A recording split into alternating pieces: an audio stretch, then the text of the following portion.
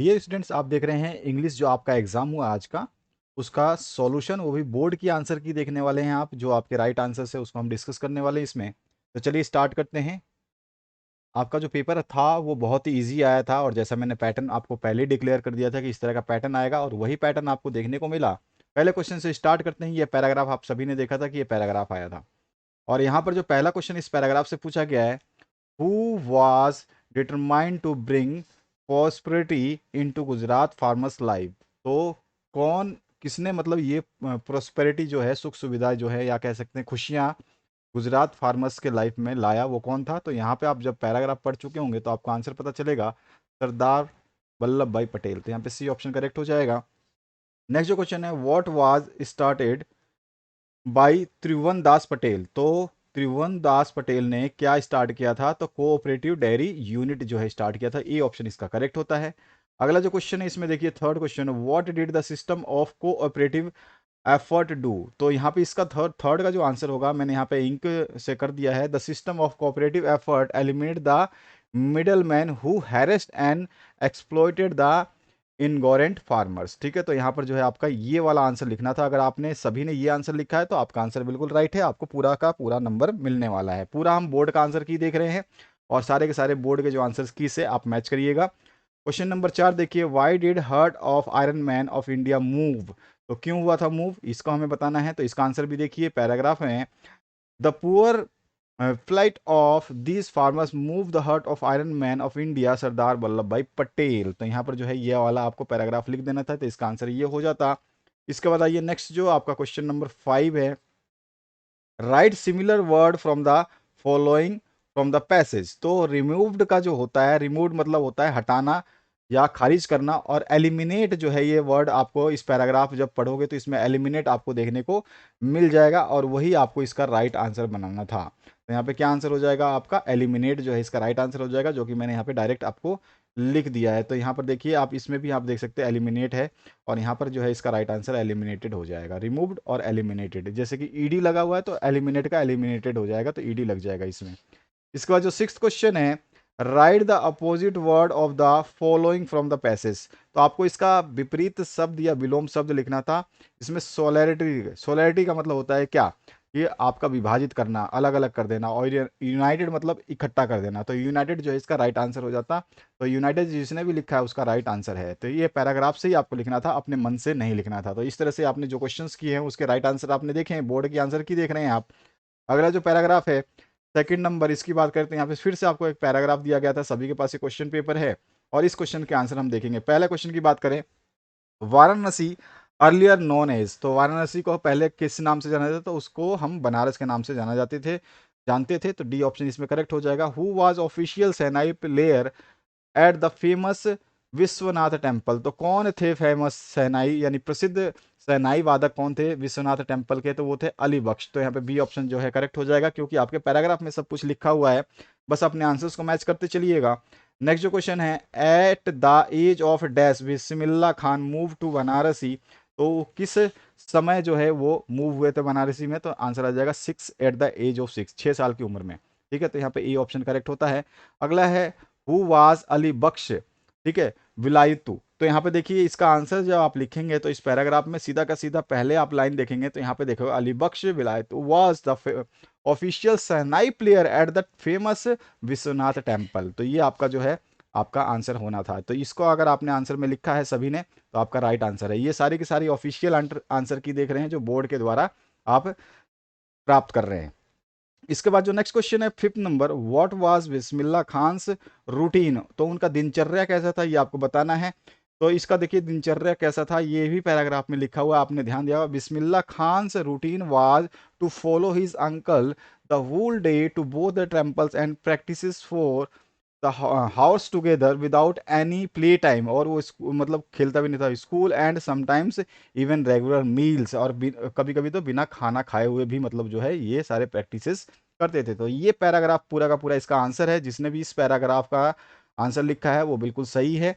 अगले क्वेश्चन की बात करते हैं। नेक्स्ट जो आप देखेंगे यहाँ पे फोर्थ नंबर जो क्वेश्चन है, name the thing which inspired Bismillah Khan to improvise and invent ragas. तो देखिए रॉक्स जो है उसके बारे में आपको बताना है। तो यहाँ पे देखिए उसको किसने इम्प्रूव किया था, तो the following flowing waters of the river Ganga inspired him to improvise and invent rocks. ठीक है, तो गंगा के पानी का बहता हुआ जो जल था उसी ने उनको जो है इस तरह का करने के लिए प्रेरित किया था। तो ये इसका ये मेन लाइन है, आपको यहाँ से इसका आंसर लिख देना था। अगले क्वेश्चन की बात करते हैं। अपने आंसर्स को मैच कर लीजिएगा और देख लीजिएगा आपके आंसर्स कितने सही हैं। नेक्स्ट जो क्वेश्चन है, what do you know about Saraswati on the basis of passage. तो आप क्या जानते हैं पैसेज के हिसाब से सरस्वती के बारे में, तो ये आपको बताना है। तो यहाँ पे अगर क्वेश्चन नंबर 7 की बात करें तो इसका आंसर देखिए, Saraswati the Hindu goddess of wisdom and arts. तो ये बस सिंपल सा ये आंसर आपको लिखना था, ये आप इस पैराग्राफ से आपको केवल ये आंसर लिखना था। ठीक है, तो ये आपका आंसर होता है 7 नंबर क्वेश्चन का।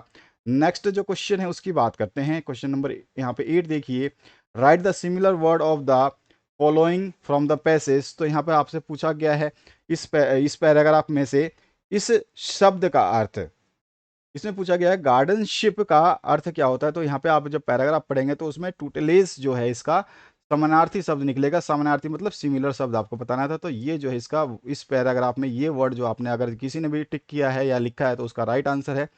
और यहाँ पर अपोजिट वर्ड यानी कि विलोम आपसे पूछा गया है, विलोम आपको लिखना था। और विलोम आपने अगर सही लिखा होगा तो किसका पूछा है, डल का।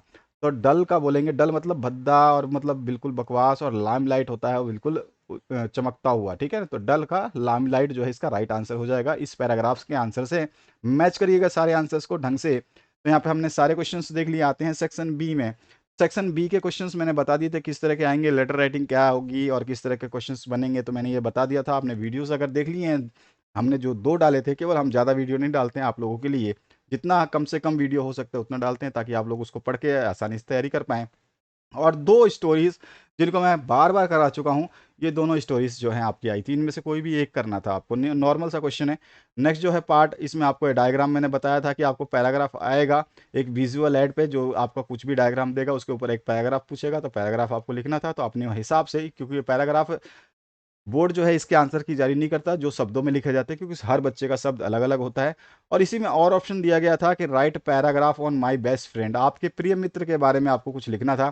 और बहुत ही आसान से शब्दों में आप लिख सकते थे कि आपका प्रिय मित्र कितना अच्छा है और उसके क्या क्या स्वभाव हैं, और आपके क्लास में आपके साथ में कितने अच्छे से स्वभावित रहता है, आपकी कितनी हेल्प करता है, आप उसके साथ खेलते हैं, ये सब चीज़ें इसमें लिखनी थी इंग्लिश में बना करके। सेक्शन सी की बात करें, ग्रामर सेक्शन पे आ चुके हैं और बहुत ही इजी इजी क्वेश्चंस आए हुए हैं। अगर मेरे हिसाब से इस बार के बच्चे जो है 80 में से 80 लाने में सक्सेस हो पाए होंगे, क्योंकि ये इतना इजी पेपर है कि 8th क्लास का बच्चा भी इसको सॉल्व कर सकता था। तो यहाँ पे बात करते हैं पहले क्वेश्चन की। Once there dash be a king, तो बी का जो यहाँ पे आपका यहाँ पे चेंज हो जाएगा बी, क्योंकि वंस की बात कर रहा है या बीते हुए समय की बात कर रहा है, तो यहाँ पे आ जाएगा once there was a king आ जाएगा। तो बी ऑप्शन इसका राइट आंसर होता है। नेक्स्ट जो क्वेश्चन है इसमें, Ram always dash attend his classes. तो यहाँ पे राम ऑलवेज की बात आ रहा है, देखिए ध्यान दिए। तो यहाँ पर ऑलवेज जब आता है तो यहाँ पे यानी कि हमेशा की बात है, तो Ram always attends, A option जो है इसका करेक्ट हो जाएगा। राम ऑलवेज अटेंड्स, ठीक है, क्योंकि ऑलवेज हमेशा की बात हो रही है तो इसलिए प्रेजेंट टेंस में बात होगी, तो यहाँ पे आ जाएगा ए ऑप्शन करेक्ट है, राम ऑलवेज अटेंड्स। ठीक है, तो ये जिसने भी ऑप्शन ए ऑप्शन करेक्ट करा है उसका बिल्कुल सही आंसर है।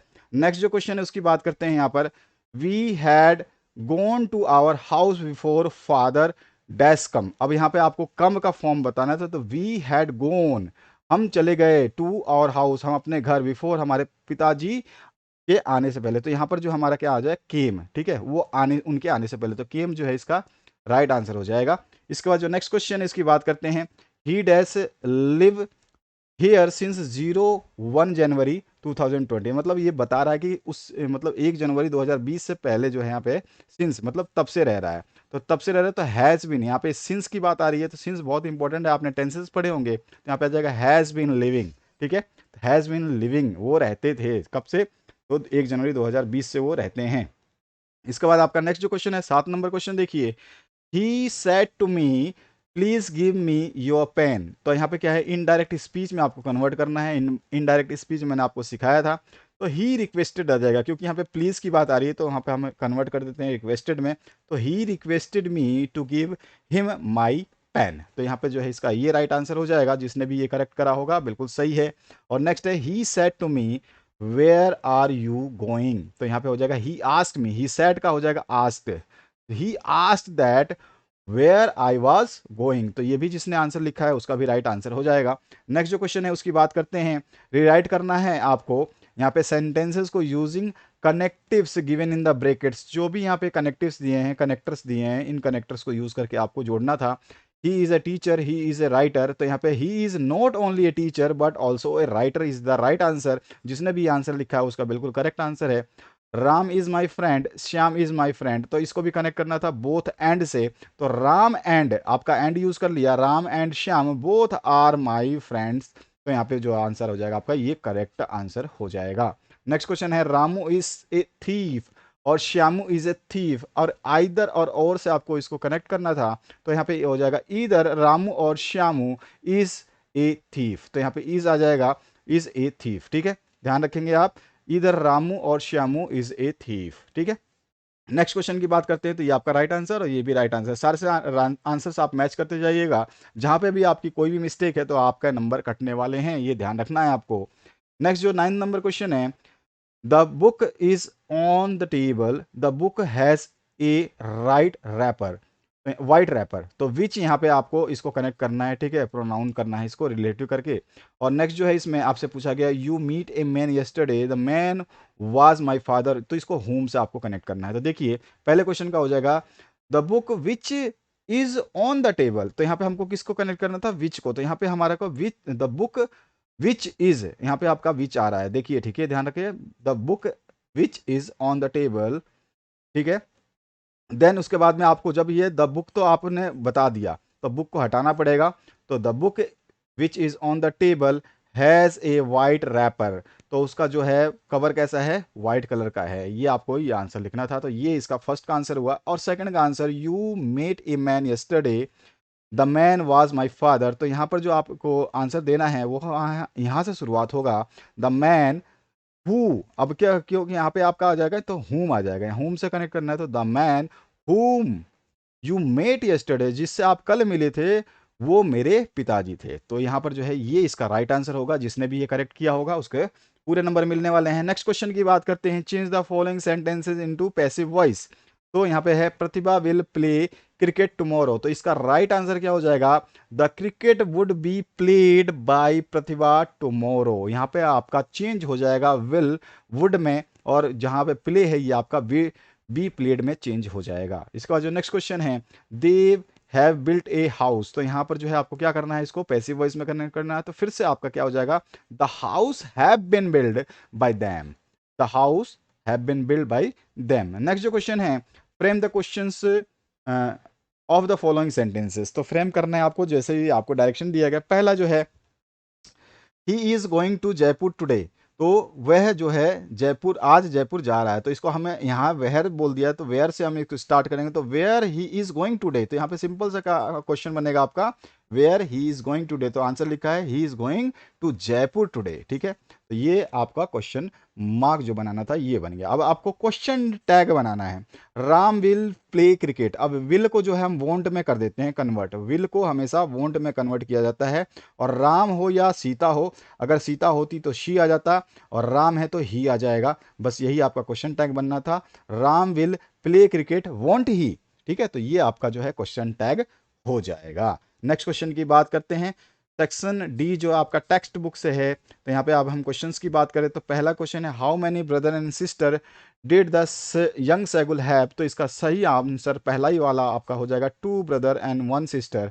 नेक्स्ट जो क्वेश्चन है इसमें आपसे पूछा गया है who had been afraid to fly, तो आंसर हो जाएगा यंग सैगल, तो यहाँ पे जो है आपका डी ऑप्शन करेक्ट होने वाला था। नेक्स्ट जो क्वेश्चन है who had already phloem away the day before, तो यहाँ पे थर्ड ऑप्शन का आंसर जो है आपको पैराग्राफ में देखने को मिलेगा, और इसको आप यहाँ से स्टार्टिंग से बस केवल छोटी सी लाइन लिखना था, अब आप समझ सकते हैं इसको आपको लिखना था अपने हिसाब से।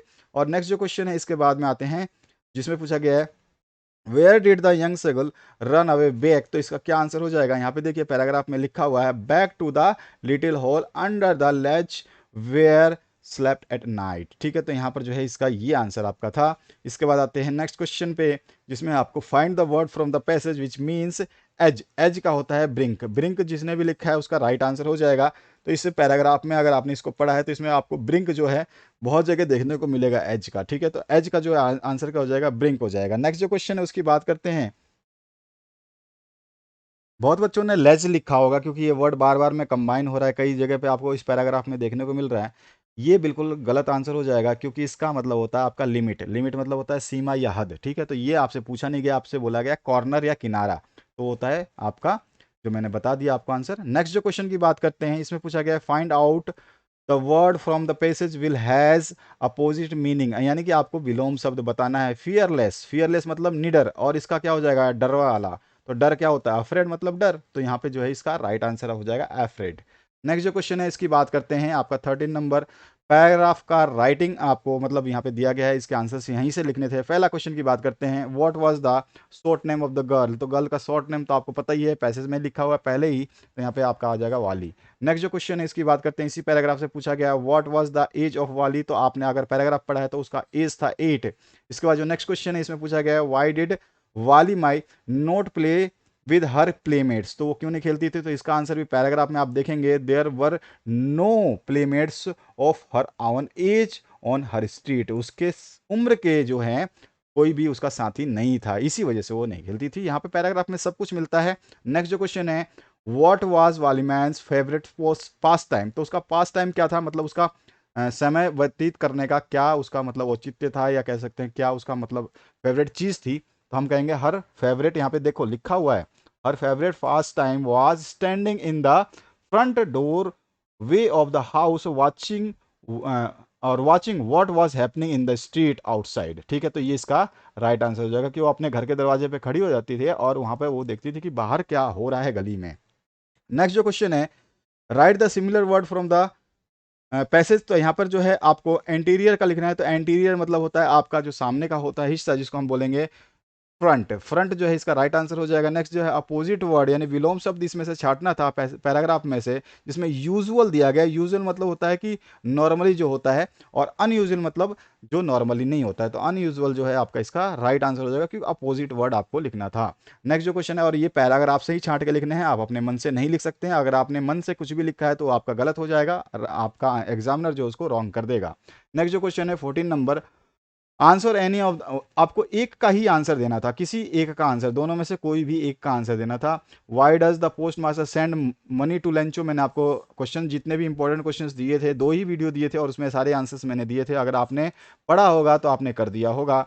और why did Maggie embarrassed by the questions Peggy asked Wanda, और is she also like Wanda, और सी इज द डिफरेंट। तो यहाँ पे आपका 100 ड्रेसेस से क्वेश्चन था, ये लॉन्ग क्वेश्चन हैं, आप इनके आंसर जैसा भी लिखा होगा, अगर आपने गलत लिखा होगा सही लिखा होगा आपके ऊपर डिपेंड है। मैं 2 मार्क्स के क्वेश्चन आपको जरूर देने की कोशिश करूंगा कि 2 मार्क्स के क्वेश्चन के आंसर क्या होंगे। और यहाँ पर देखिए नेक्स्ट जो क्वेश्चन है, answer any one of the following questions in about 20 words, जिसमें आपको ड्रॉ कैरेक्टर स्केच ऑफ नतल्या का आपको कैरेक्टर स्केच यानी कि चारित्रिक चित्रण उसका बताना था कि उसकी चरित्र की क्या विशेषताएं हैं।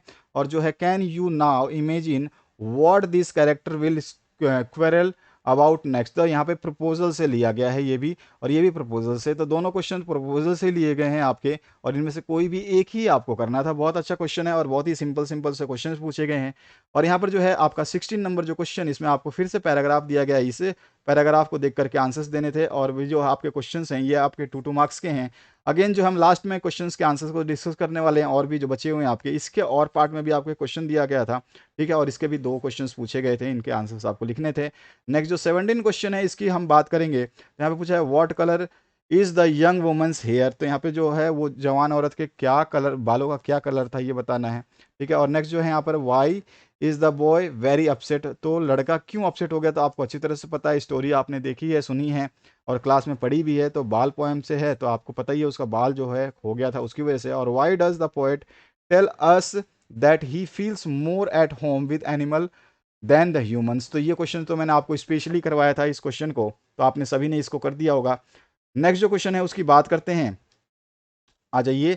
नेक्स्ट जो क्वेश्चन है आपका यहाँ पे 18 नंबर देखिए, इसमें पूछा गया dash is the writer of the necklace. Necklace के राइटर के बारे में पूछा गया है, तो इसका आंसर क्या हो जाएगा, गए डे मोस्पेन। तो यहाँ पर जो है आपका बी ऑप्शन करेक्ट हो जाएगा। Name the book that save the earth, तो वो था मदर गूज, तो ए ऑप्शन इसका राइट आंसर हो जाएगा। नेक्स्ट जो क्वेश्चन है उसकी बात करते हैं, यहाँ पूछा गया है with what do Mr ma'am Loisel Loisel replace the necklace, तो उसने कैसे रिप्लेस किया था नेकलेस को ये बताना है, या फिर आपको ये बताना था, यानी कि दोनों में से कोई एक ही क्वेश्चन करना था। यहाँ पे लिखा हुआ है इस क्वेश्चन को अगर आपने ध्यान से पढ़ा होगा तो एनी वन लिखना था आपको, तो इस दोनों में से कोई एक ही करना था, इसमें और नहीं लिखा हुआ है, लेकिन आपको करना केवल एक ही था।